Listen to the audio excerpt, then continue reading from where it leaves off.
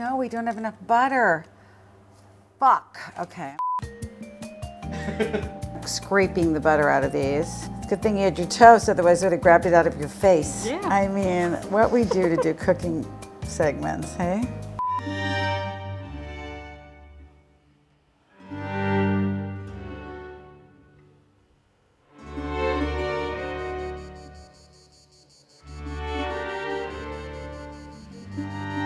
Hi, everybody. Welcome to my new channel. It's the La Fortezza Kitchen, and I'm going to be sharing all the recipes that we serve all of our guests here at La Fortezza. Right now we're in the garden. Let's see what's going on with the tomatoes. It is July, and so everything is going insane in the garden. We've got many, many varieties of tomatoes. We have yellow tomatoes. We have giant tomatoes that are coming in. Look at these, are going to be amazing. Look at that tomato, it's so gorgeous. I think I'm going to make a tomato tart for sure.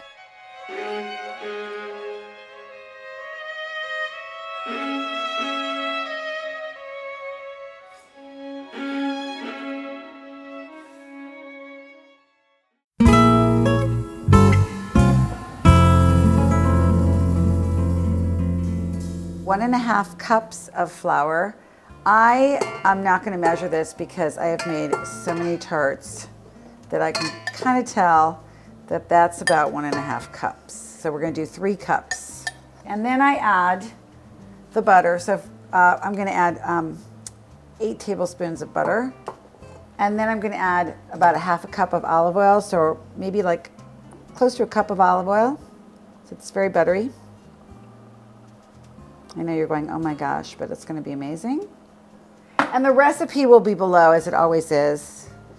And we'll make sure you have all the right ratios. Some salt. And then I'm going to mix this, and I'm going to add a little bit of ice water. So let's mix it up first.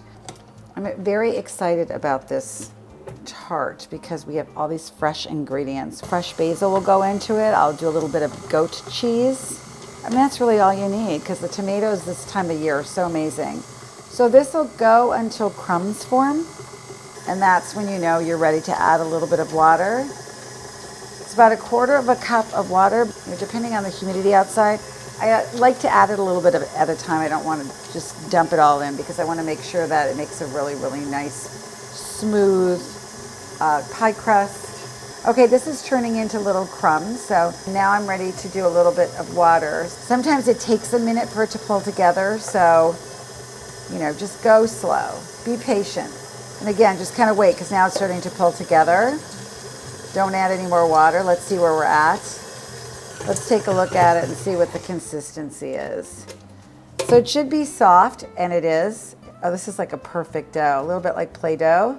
It should be cool to the touch. And then now we're gonna put it in the fridge. So this is 2 doughs, right? So we're gonna cut it in half. So the proper way to cut this in half is actually to weigh it.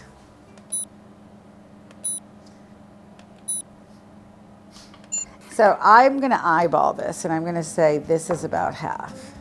So let's see what happens. 10.1, and this is 8.5. See, so you're not right on. This is gonna be right. Yeah, there you go. Woohoo! And then we'll wrap them up, make a disc, and put it in the fridge for at least 1/2 hour. Who used this last? If it was Leo, I can yell at him. He's always yelling at me. He's like, Annette, the way you put the saran wrap away is so bad. So I get reprimanded a lot about saran wrap, right? Correct. I do. Yeah, because I mess it up. I use a knife, and then I can hear him like screaming my name. The way you have to do it is you have to sort of crush it up like this so it's easy to pull apart, right? Will he be joining us for future episodes? Yeah, he will be. Leo will be joining us for future episodes for sure. Yeah, I miss having him here snickering at me and telling me that I'm doing things completely wrong or that he doesn't like it. So we've prepared our discs for our tarts. All right, those are going in the fridge, and then next up, we're going to cut up our tomatoes and we're gonna make our first tart.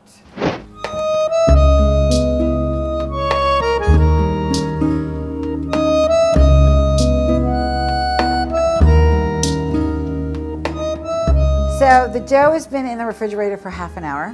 And the reason you put it in is to chill it so it's easier to work with. You're going to flour your board. You're going to take a rolling pin and you're going to roll it out. And you're going to roll it out to about a half an inch, maybe a little bit thinner.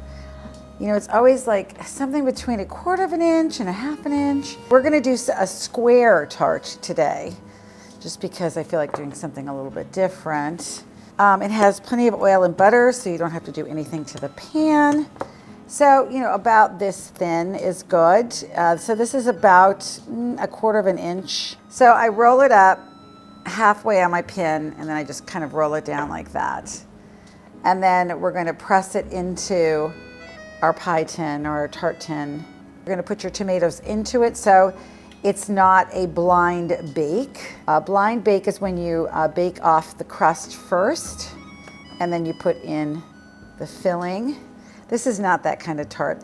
And then you can just take your pin and roll around the edge, pull off the excess. We're going to put this back in the fridge and we are going to cut up our tomatoes. Best way to cut tomatoes is to use a serrated knife. This is going to be rustic and messy, but what you can also do is you can cut your tomatoes into slices if they're bigger and use the slices. But I think since these are smaller tomatoes, it might be fun to just sort of do a pile.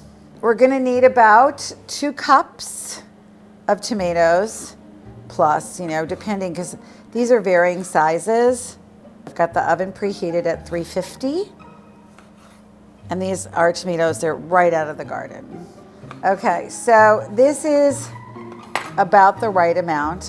What? All right, do you have a question? I do have a question. What's the best way to store tomatoes? I mean, if they're over the top and you're not gonna be using them, then the fridge is fine. But I think tomatoes get riper and riper and sweeter if they're outside, outside the refrigerator. Yeah. Does that answer your question? It does. I've been doing it wrong then.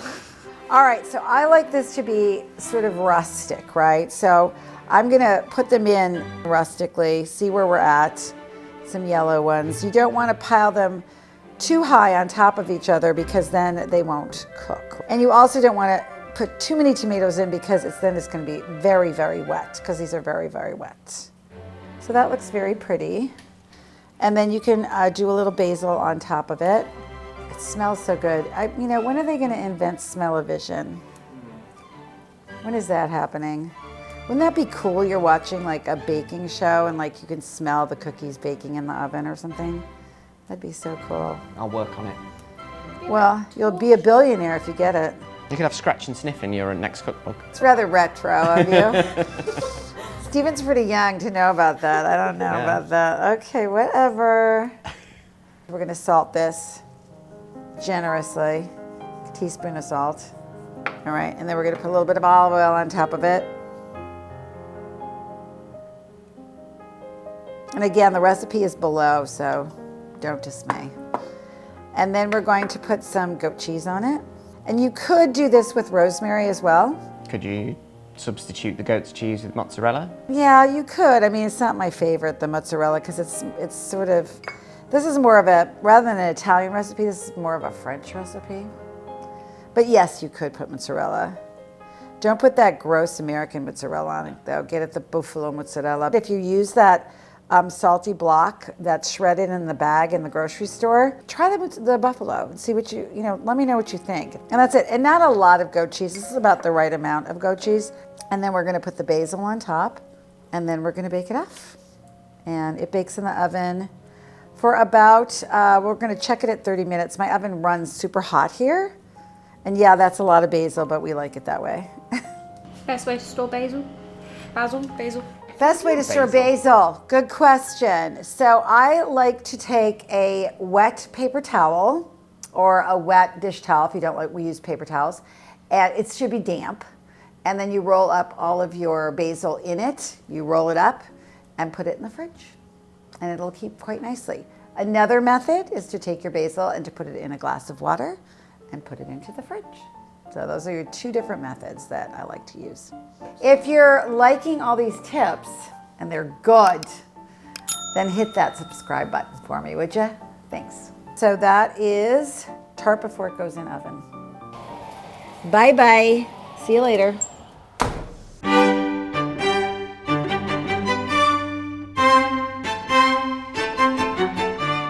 Oh, it's going. Up. Let's take it out. I think we're good. I think we're good to go. I think I'm gonna pull this out of the oven. Oh yeah, it's beautiful color. Golden brown, cheesy cheese. Here is our tomato tart. My mouth is watering. Looks scrumptious, smells amazing. I can hardly wait to eat it. Thanks so much for joining me, and I hope that you enjoy this episode of the La Fortezza Kitchen. See you later.